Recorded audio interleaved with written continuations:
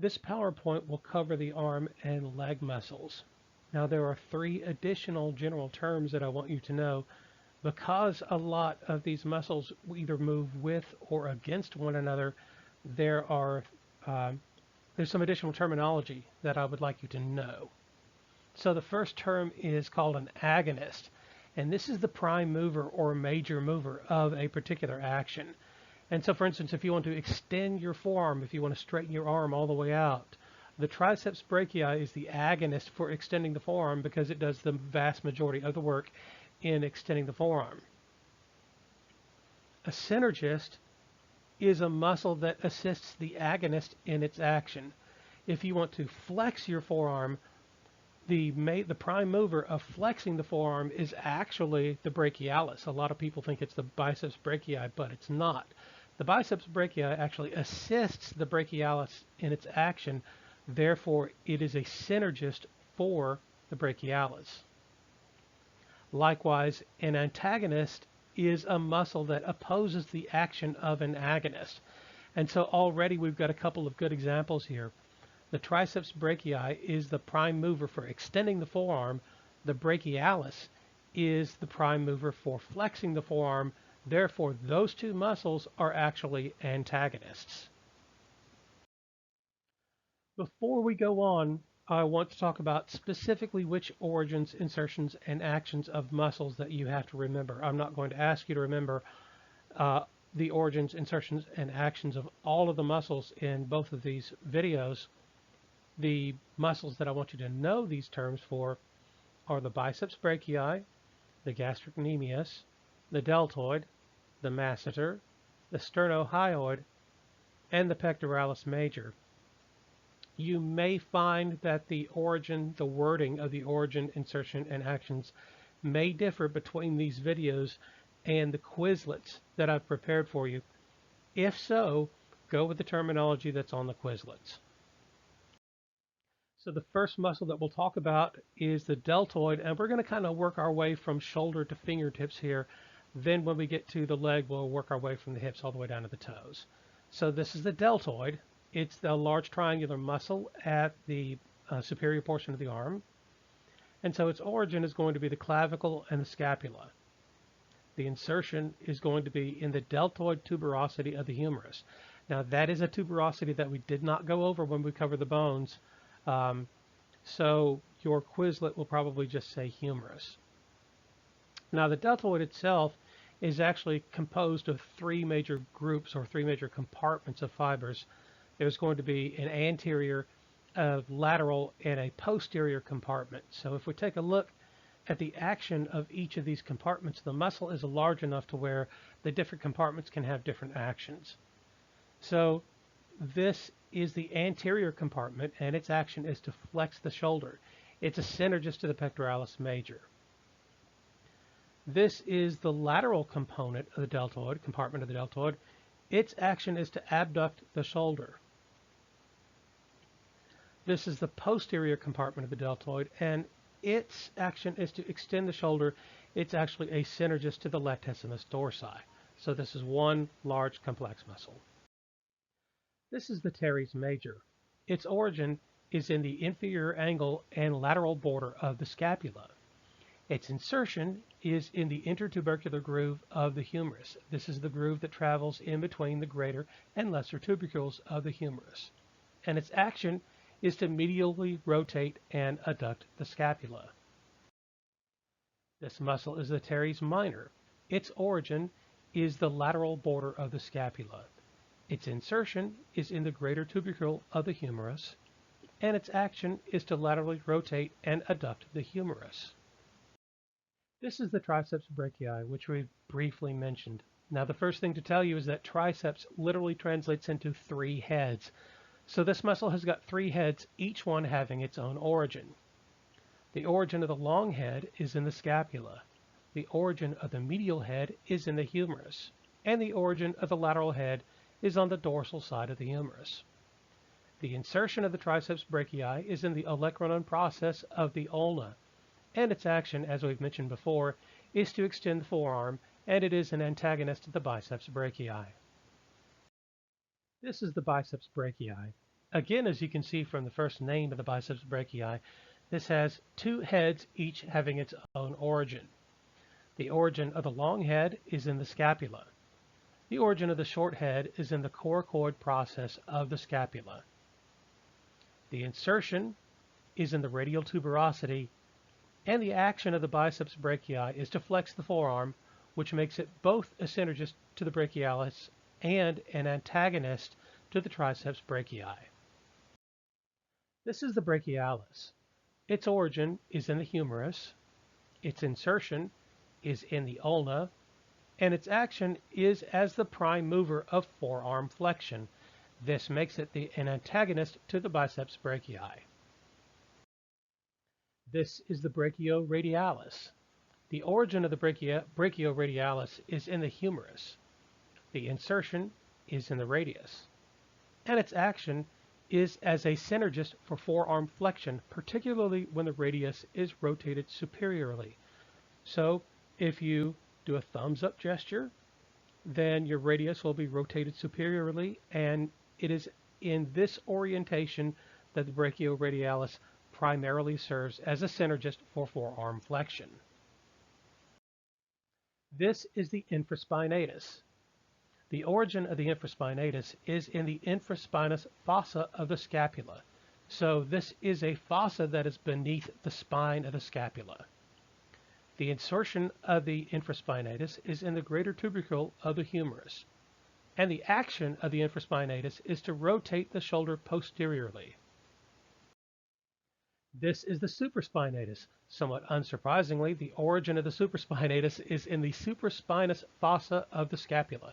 So this is the fossa that is superior to the spine of the scapula. Its insertion is in the greater tubercle of the humerus, and its action is abduction of the arm. This is the subscapularis. Now this has perhaps a similar name to the infra and supraspinatus. However, it is on the opposite side of the scapula. It is actually deep to the scapula. So its origin is in the lateral border of the scapula. Its insertion is in the lesser tubercle of the humerus, and its action is to medially rotate the head of the humerus. This is the flexor carpi radialis. The origin of the flexor carpi radialis is in the medial epicondyle of the humerus. Its insertion is into metacarpals 2 and 3 and also the trapezium. The action of the flexor carpi radialis, as you can tell from the name, is to flex the wrist. This is a synergist to the flexor carpi radialis. It would probably be more accurate to say that the two are synergists to one another because neither is actually considered to be the prime mover. The flexor carpi ulnaris actually has two heads, therefore two origins. The origin of the humeral head is in the medial epicondyle of the humerus.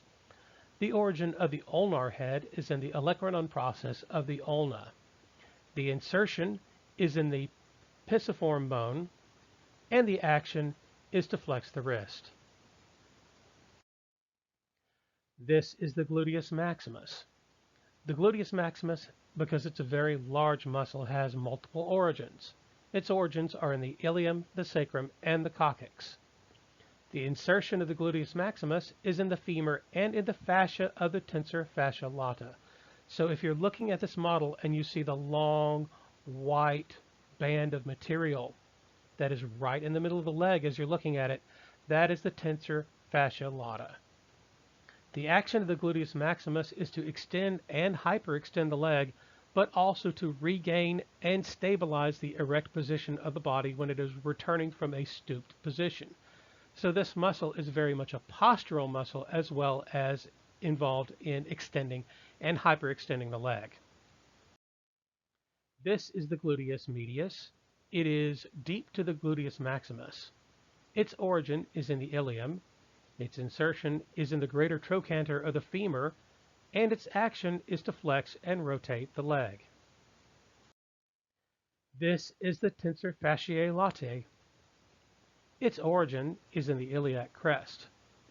Its insertion is into the lateral fascia. This is sometimes called the iliotibial tract. The action of the tensor fascia lata is to abduct and to stabilize the leg. In my opinion, it is more of a stabilizer than it is an abductor.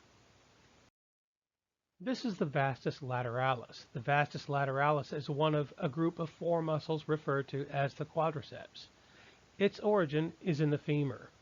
The insertion of the vastus lateralis is into the tibial tuberosity by way of the patellar tendon. By this, I mean that the vastus lateralis becomes part of the patellar tendon. The patellar tendon inserts into the tibial tuberosity. The action of the vastus lateralis is to extend the lower leg, and it is therefore an antagonist to the hamstrings, which we will see in just a moment. This is the rectus femoris. It is another one of the quadriceps group. Its origin is in the iliac spine. Its insertion, as with the vastus lateralis, is into the tibial tuberosity by way of the patellar tendon. Its action, as with the other quadriceps muscles, is to extend the lower leg, and it is an antagonist to the hamstrings. This is the vastus medialis. The origin of the vastus medialis is in the femur. Its insertion is into the tibial tuberosity by way of the patellar tendon, and its action is to extend the lower leg and act as an antagonist to the hamstrings. This is the vastus intermedius. The muscle that you see below the leg model is the rectus femoris. Therefore, the vastus intermedius is actually deep to the rectus femoris, but is one of the quadriceps. The origin of the vastus intermedius is in the femur. The insertion of the vastus intermedius, as with the other quadriceps, is into the tibial tuberosity by way of the patellar tendon. The action of the vastus intermedius is to extend the lower leg and act as an antagonist to the hamstrings. This is the tibialis anterior. The origin of the tibialis anterior is in the lateral condyle of the tibia.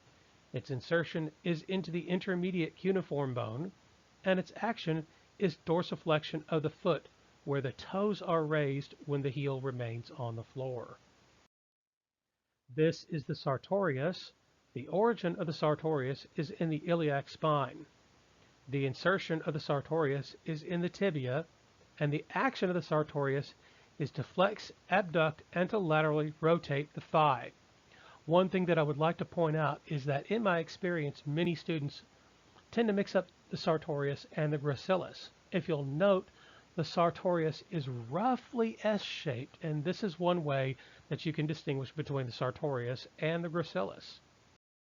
Speaking of, the gracilis has its origin in the pubis, its insertion is in the tibia, and the action of the gracilis is to adduct the leg. This is the adductor magnus.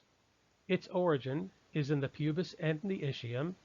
Its insertion is in the linea aspera of the femur. If you'll recall, that's that roughened portion of the bone on the posterior aspect of the femur.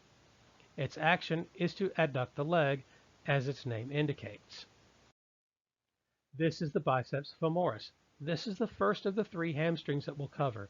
If you'll note the orientation of the leg model, note that the heel is pointing towards you, whereas with the quadriceps, the toes were pointing toward you. The biceps femoris, as the name indicates, has 2 heads. The origins of the 2 heads are as follows. The origin of the long head is the ischial tuberosity. The origin of the short head is the linea aspera of the femur. The insertion of the biceps femoris is onto the lateral condyle of the tibia, and the action of the biceps femoris, as with the other hamstrings, is to flex the lower leg. It is therefore an antagonist to the quadriceps. This is the semitendinosus. The origin of the semitendinosus is in the ischial tuberosity. The insertion of the semitendinosus is in the medial surface of the tibia. The action of the semitendinosus is to flex the lower leg, and as with the biceps femoris, it is an antagonist to the quadriceps. This muscle is the semimembranosus. The origin of the semimembranosus is in the ischial tuberosity. The insertion of the semimembranosus is in the medial condyle of the tibia, and the action of the semimembranosus, as with the other hamstrings, is to flex the lower leg, and it is therefore an antagonist to the quadriceps. There's an additional piece of information that I want to add here. If you'll look at the right portion of the model, it's hidden by my hand holding the model, but the big toe would be upwards. So the semimembranosus is actually the most medial of the three hamstring muscles. So you have two muscles that are right beside one another, the semimembranosus and the semitendinosus. Of these two, the semimembranosus is medial. Remember, membranosus for medial. This is the gastrocnemius, what most people would refer to as their calf muscle. The gastrocnemius has two heads, therefore two origins. The origin of the lateral head is the lateral condyle of the femur. Perhaps unsurprisingly, the origin of the medial head is the medial condyle of the femur. The insertion of the gastrocnemius is into the calcaneus by way of the Achilles tendon. The action of the gastrocnemius is plantar flexion of the foot. It is the prime mover of this action. This muscle is the soleus. The origin of the soleus is in the head of the fibula and the medial border of the tibia. The insertion of the soleus is into the calcaneus by way of the Achilles tendon. The action is plantar flexion of the foot. It is a synergist for the gastrocnemius. Because the soleus and the gastrocnemius share a common insertion, there are some anatomists who classify the two of them as one three-headed muscle. This is the peroneus brevis. The origin of the peroneus brevis is the body of the fibula. The insertion of the peroneus brevis is the fifth metatarsal, and its action is plantar flexion and eversion of the foot. So this is a turning outward of the foot. This is the extensor digitorum longus. The origin of this muscle is in the lateral condyle of the tibia. The insertion is in proximal phalanges 2, 3, 4, and 5. In some cases, it also sends a small slip of a tendon to proximal phalanx 1, which of course would be the big toe. The action of the extensor digitorum longus is extension of the toes.